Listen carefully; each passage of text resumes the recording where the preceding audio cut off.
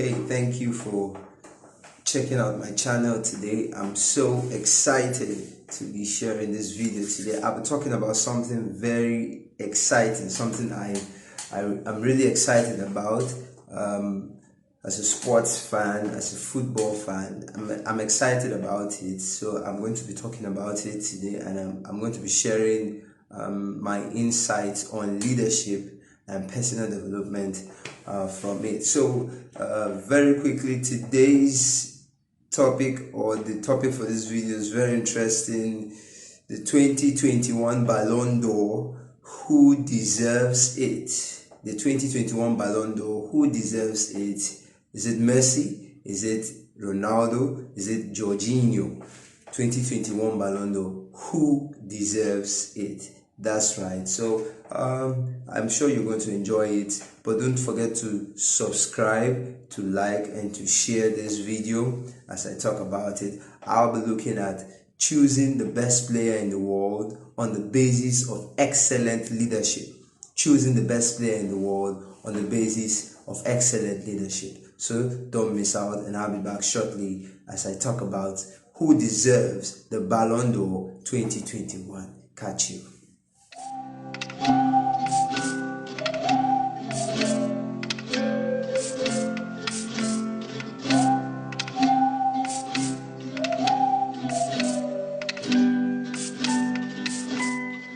Alright, so welcome back. Now here we go.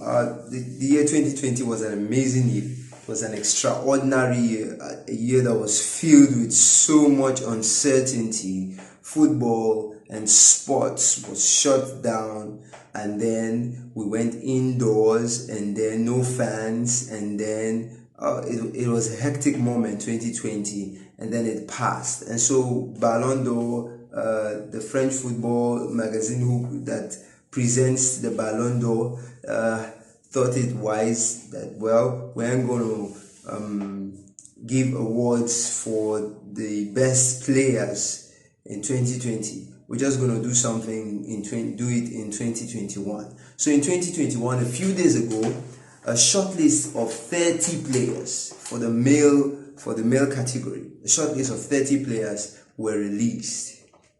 And then for the male category, very interesting, the club I support, Chelsea Football Club, had 5 players listed or shortlisted in that 30-man shortlist. It's an amazing achievement. For the first time, 5 players from Chelsea Football Club are shortlisted for the Ballon d'Or. Mason Mount, Cesar Azpilicueta, Romelu Lukaku, N'Golo Kante, and then Jorginho himself. And so it's an amazing time. Kudos to these guys, they've done well.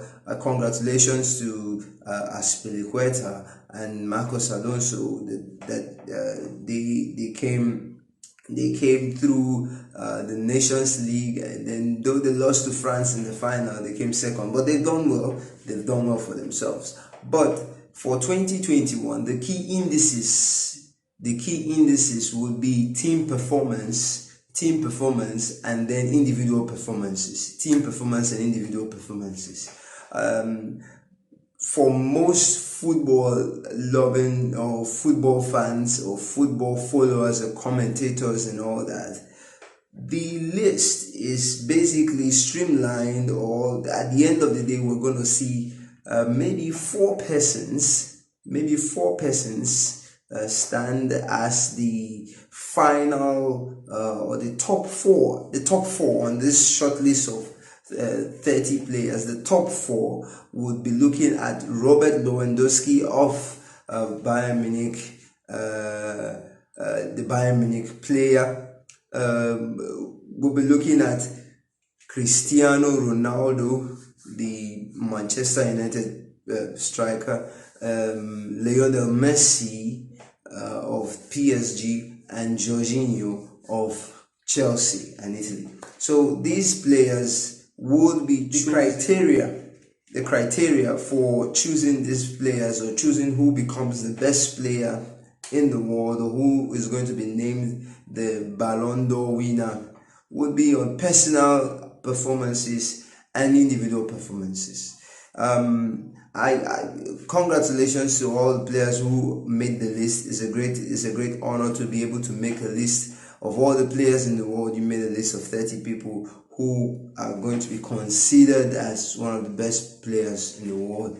But looking at the list, and I've mentioned the 4 players I think will make top 4: Lewandowski, Jorginho, Cristiano Ronaldo, and Lionel Messi. These 4 people will make the top 4. But the speculations are high that it will come down to just these 3: Ronaldo, Messi, and Jorginho. It will come down to these 3. The speculation. Now, looking at the performances of these players, these 3 players, Messi, Ronaldo, and Jorginho, I am of the opinion, or perhaps I think, that the best player in the world should be awarded to someone who has shown exceptional leadership to his team at every level. Exceptional leadership to his team at every level. I look at, the past 13 years or 12 years has seen either Cristiano Ronaldo or Lionel Messi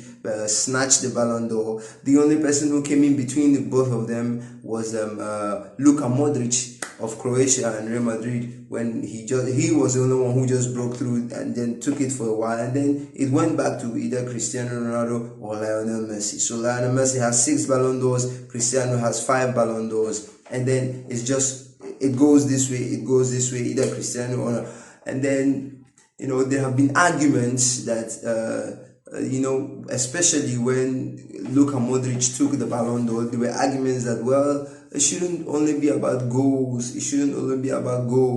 And then we looked at, okay, it should be about your contribution to the team. How far did you take your team? We saw that 2020, 2021, Cristiano Ronaldo did amazingly with his team, Portugal, especially Portugal. And then he did good with Juventus while he was there. But he did great with Portugal, took them to Nations League finals and all that. They achieved a lot. Great work for him. And then for Lionel Messi, for the first time, he was able to lead the Argentine national team to their Copa America, to snatch the Copa America from Brazil. He did that, and that represented his first and only international trophy for Argentina. And then for Jorginho, Jorginho was amazing. He was able to lead, play an integral part in the Italian team that conquered Europe, and they just concluded Euros. He also played a very integral part in the Chelsea team that conquered Europe at the Super Cup and at the UEFA Champions League level. He was also very integral to Chelsea qualifying for Champions League, finishing 4th in the Premiership. Looking at the indices, I think that Jorginho, in my opinion, should be the one that should be handed the Ballon d'Or this year.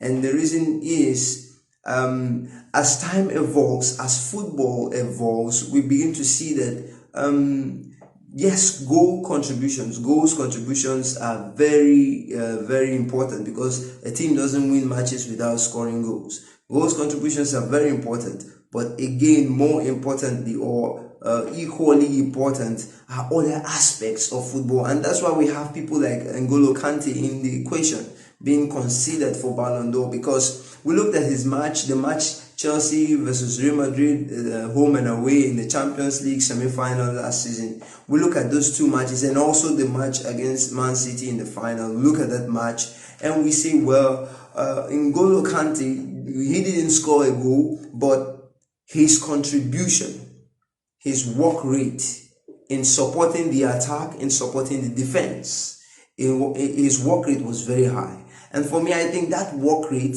is leadership. That is the point where leadership comes into play. For Lionel Messi, when Lionel Messi plays in a team, everyone plays around Lionel Messi. Lionel Messi does little or no work apart from getting to score goals for the team or maybe giving some assists.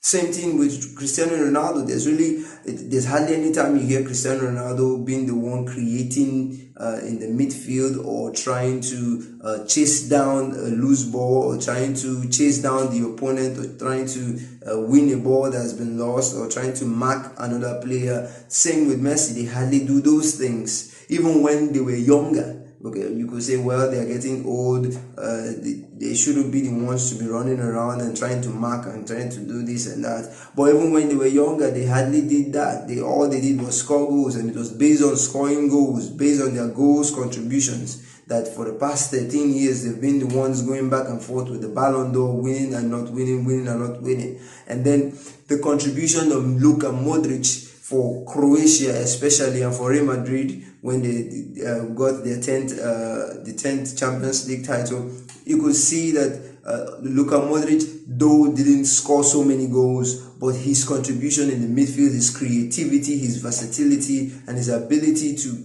put the team and just inspire the team from the middle of the pack helped Croatia, and then it helped Real Madrid, and then for that reason it got him the Ballon d'Or. And so I think for this year someone did something extraordinary.